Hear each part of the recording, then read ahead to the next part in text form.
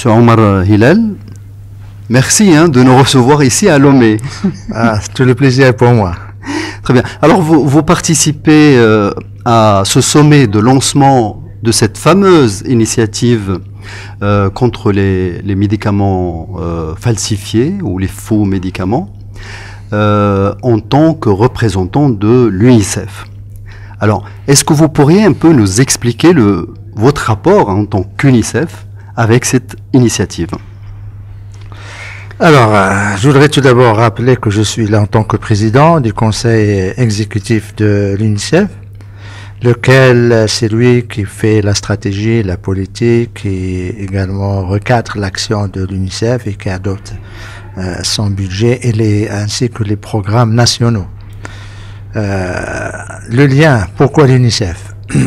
Tout simplement parce que si vous regardez les statistiques, et tout le monde l'a répété hier et ce matin, on a plus de 120 000 enfants, bébés enfants, qui sont morts par le médicament falsifié. On a également presque 300 000 femmes et mamans qui décèdent à cause de ce fléau.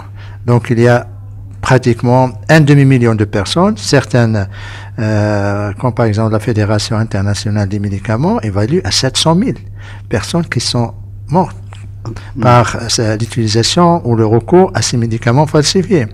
Et comme l'a dit Madame Faure, Henrietta Fore, dans son message vidéo à la conférence, l'UNICEF est impliqué parce que l'UNICEF il fait accoucher, l'UNICEF vaccine, l'UNICEF fait le prénatal, il fait le postnatal, donc il est concerné.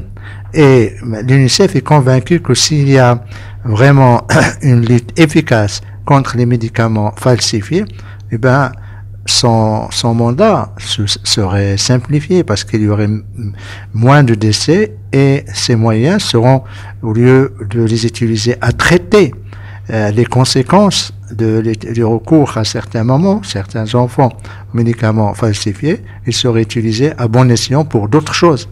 Donc l'UNICEF est concerné et je suis très heureux qu'on a pu, avec l'OMS, apporter le soutien, l'appui et la caution, et également l'engagement de l'UNICEF dans ce noble combat contre le trafic des médicaments falsifiés. Alors, quand on dit trafic de médicaments contrefaits ou falsifiés, on pense directement à un problème de santé publique. Or, le lien a été établi notamment par l'ancien juge antiterroriste Jean-Louis Bruguière, entre la contrefaçon des médicaments, le trafic qui s'organise autour, l'argent qui circule dans ce marché que personne presque ne contrôle, et les réseaux terroristes. Qu'est-ce que vous pourriez nous dire concernant ce lien, sachant que Jean-Louis Bruguière nous disait dans une interview que nous avons eue avec lui, il a parlé de l'expérience marocaine dans le domaine qui pourrait être profitable au reste des pays africains concernant le renseignement, la lutte de fond contre le terrorisme, etc. Enfin, le lien entre les différents réseaux de trafic, que ce soit de drogue, de cigarettes, d'armes, les êtres humains et des médicaments est avéré.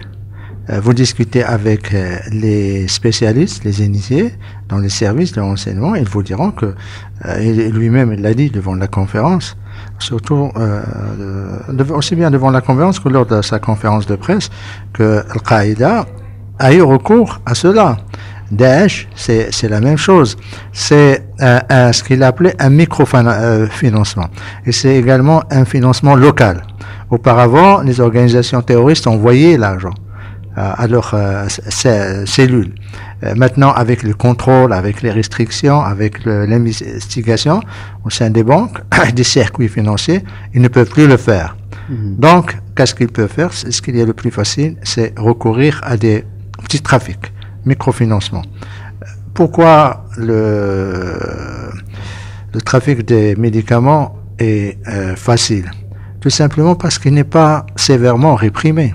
Il est perçu comme une violation de la propriété intellectuelle, alors que le trafic des stupéfiants est sévèrement réprimé et puni. Les médicaments falsifiés rapportent, comme je l'ai souligné dans mon intervention, pour $1, $500. Pour la drogue, $1, c'est $20. Donc ça rapporte plus, sans aucun risque. Et les terroristes qui sont maintenant désespérément à la recherche de financement, ils ont là une manne. D'où l'importance de réprimer, de suivre les voies qui sont utilisées pour le trafic et le passage de ces médicaments. Mais cela ne peut pas se faire par un seul pays. Clairement. Il faut qu'il y ait une coopération internationale parce que surtout au Sahel, en Afrique de l'Ouest, les frontières sont poreuses. Et malheureusement, les médicaments sont facilement transportables et facilement transférables. D'où l'importance qu'il y ait, comme je l'avais souligné, qu'il y ait la réglementation, qu'il y ait la formation technique, qu'il y ait la formation des douaniers, des policiers, dans les aéroports, dans les ports, dans les postes frontaliers. Tout cela, c'est une question de priorité pour les pays. Il faut qu'on aide ces pays à s'outiller. Avec la logistique, avec la législation, avec le savoir-faire, avec les services de renseignement. Si tous ces services sont mobilisés, je suis sûr et certain que les pays vont pouvoir contenir, sinon stopper ce trafic de médicaments qui est devenu maintenant dangereux. Et je l'ai dit ce matin devant les chefs d'État, le trafic de médicaments n'est plus seulement une question de santé publique, mais également de sécurité des pays et de la région. Clairement. Au Maroc, quand on regarde un petit peu quelques souks proches de notre voisin de l'Est, il y a quand même des médicaments qui circulent sans aucun contrôle, qui sont vendus, etc.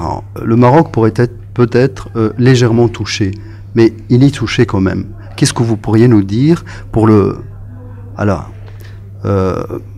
je veux dire, prendre ce train de l'initiative de Lomé et criminaliser davantage la circulation des médicaments qui échappent au circuit régulier. Tout d'abord, je voudrais dire que d'après les informations que j'ai, je sais qu'il y a une répression sans merci du trafic de faux médicaments au Maroc. Vous avez parlé de la région orientale et comme vous le savez, la frontière n'est pas tracée. En quelque sorte, il y a un trafic transfrontalier. C'est très difficile de le contrôler. Mais il y a une volonté politique de le réprimer. La volonté politique, elle est là. Mais comme j'ai dit, un pays tout seul ne peut pas le faire. Clairement. Nous espérons que les relations avec l'Algérie vont s'améliorer, Inch'Allah. Et c'est... le dispositif ne peut réussir que dans la mesure où il y a le contrôle des deux côtés, la coopération, transmission d'informations et surtout sévir ensemble. Parce que le trafic, il faut l'arrêter, il faut le sévrer à la source. La source logistique, la source financière, la source de fabrication, la source de transport et tout cela. Nous, on est les récipiendaires, on est victimes. L'État essaye de faire ce qu'il peut, mais il fait suffisamment ce qu'il faut pour cela. Le plan de la répression. En ce qui concerne l'initiative, c'est une initiative louable, c'est une initiative qui est à son début, c'est une initiative qui, en quelque sorte, va suppléer à cette fragmentation des efforts, parce que Lomé ne travaille pas sur le vacuum. Il y a des efforts, il y a des actions, mais ils sont fragmentés, ils sont dispersés. L'avantage et le mérite de Lomé, c'est d'avoir une matrice pour travailler ensemble, d'avoir un plan d'action qui va être mis sur papier, d'avoir une vision et surtout d'avoir l'ambition de travailler ensemble et surtout la volonté politique. Parce que combattre les médicaments falsifié nécessite une grande dose de volonté politique. Sans cela, rien ne pourra marcher. Le Maroc, je suis sûr que, comme il est très soucieux de la sécurité de l'Afrique, la santé publique de l'Afrique, la coopération sud-sud.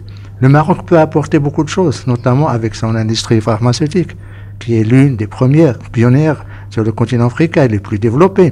On a également une coopération dans le domaine santé, en envoyant des infirmiers, en envoyant des spécialistes, des formateurs. Donc, on a énormément de choses à apporter dans le cadre de cette plateforme de Lomé. Je comprends la frustration. Les gens, ils veulent voir les résultats rapidement. Ouais, mais c'est un travail de longue haleine. Clairement, bien sûr. Parce que c'est une nitre que nous allons combattre. Et nous espérons, avec la bonne volonté de tout le monde, que nous réussirons. Bien sûr, quand on est en présence de M. Omar Hillel, on pense directement à l'ONU. Et vous l'avez constaté de vous-même, les journalistes ont parlé de l'ONU en vous voyant. Donc l'ONU a été interpellée dans le sens où une résolution internationale pourrait aider à cet effort aujourd'hui amorcé pour lutter contre le trafic des médicaments falsifiés. L'ONU, mais pas seulement, la communauté internationale, l'Europe, les États-Unis ont eux aussi été interpellés parce qu'ils sont jusqu'à présent dans l'inaction absolue. Enfin, l'ONU a une mission à accomplir dans ce domaine. Parce que tout simplement, comme vous le savez, l'agenda de développement durable, son objectif 3, c'est la santé. Comment pouvons-nous imaginer pouvoir atteindre l'objectif 3 partout, surtout en Afrique, si on ne combat pas les médicaments falsifiés? C'est comme on dit chez nous au Maroc, une épée dans l'eau. Ça serait vraiment un travail vain. D'où la responsabilité des Nations Unies. Il a un rôle à jouer. Il doit en quelque sorte prendre le relais ou élargir l'action de l'OMS. L'OMS essaie de faire de son mieux. L'Organisation mondiale du commerce mondial essaie aussi pour la réglementation.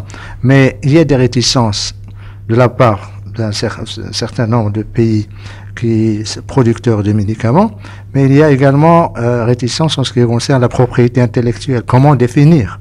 Parce que vous ne trouverez pas une définition exacte. Qu'est-ce que c'est qu'un médicament falsifié? Le jour où tout le monde se mettra d'accord sur ce que c'est qu'un médicament falsifié, sur ses conséquences, alors là, ça veut dire que nous sommes sur la bonne voie. Maintenant, l'ONU, qu'est-ce qu'il peut faire? Je vais vous donner un exemple. En septembre dernier, on a eu à l'ONU un sommet sur la couverture sanitaire universelle. C'est bien que les pays puissent s'engager à avoir des assurances collectives pour leur pays. Mais du moment qu'on pense universel, on pense couverture, pourquoi ne pas également lancer quelque chose, une initiative pareille, pour réunir l'ensemble des chefs d'État contre ce fléau? Et je suis sûr que si les pays africains prennent l'initiative, et le Maroc va assumer sa responsabilité à ce sujet, je suis sûr que nous sommes capables de faire bouger les lignes, de faire prendre conscience aux Nations Unies qu'ils ont une responsabilité. Les objectifs de développement durable ne peuvent jamais être atteints si la santé n'est pas protégée, parce que c'est la santé qui permet au professeur d'aller au travail, à l'enfant de grandir, à la femme d'accoucher, à l'intellectuel ou le fonctionnaire d'aller. Donc la santé, elle est au cœur de toute activité professionnelle ou sociale. Et si on ne réussit pas à la protéger, ben nous aurons failli. Et moi, je suis sûr que si les Africains s'unissent et qu'ils mutualisent leurs efforts, qu'il y ait également, parce que avant l'ONU, il faut qu'il y ait quelque chose au niveau de l'Union africaine. On ne peut pas sauter du régional vers le mondial. Mais un premier pas avec l'OME est fait. Que l'Union africaine s'approprie l'initiative, que tous les chefs d'État s'inscrivent dans cette dynamique, dans cet élan universel, enfin africain. À ce moment-là, à New York, ce sera plus facile. Donc, mais de toutes les façons, le Maroc va œuvrer dans ce sens, aussi bien à Addis Abeba qu'à New York, Inch'Allah. La dynamique est lancée à Lomé, ça sera le mérite de ce sommet. On verra ce qu'il arrivera par la suite. Disons Inch'Allah. Bien sûr, avec beaucoup d'optimisme, Inch'Allah. Un diplomate doit toujours être optimiste.